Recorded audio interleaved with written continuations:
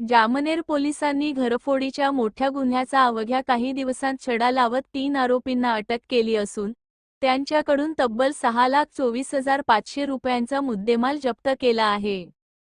पोलिसांनी दिलेल्या माहितीनुसार मदनीनगर येथील मसूद अख्तर मुजफ्फर हुसेन हे कामानिमित्त बाहेरगावी गेले असताना त्यांच्या बंद घराचा कडी, कोयंडा तोडून चोरट्यांनी घरात प्रवेश केला.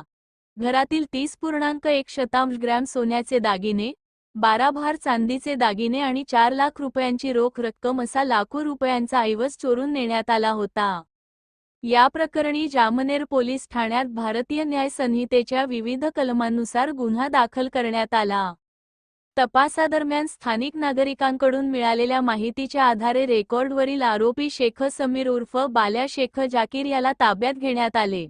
पोलिसी चौकशीत त्याने गुन्ह्याची कबुली देत हा गुन्हा मोहम्मद फातीर उर्फ गोलू मिया तुफेल मोहम्मद आणि शेख अमीर शेख जाकीर यांच्या साथीने केल्याचे सांगितले. यानंतर पोलिसांनी जामनेर आणि नाशिक येथे छापेमारी करून दोन्ही साथीदारांनाही अटक केली.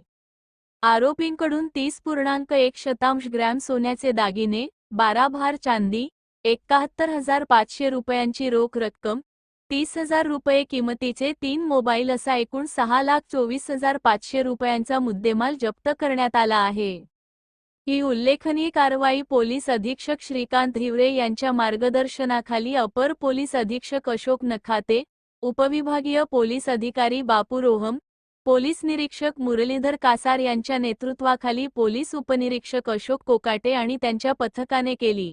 या प्रकरणाचा पुढील तपास जामनेर पोलीस करत आहेत. अशाच ताज्या, विश्वासार्ह आणि वेगवान बातम्यांसाठी आमच्या एकता न्यूज चॅनलला सबस्क्राईब करा, लाईक करा आणि शेअर करायला विसरू नका.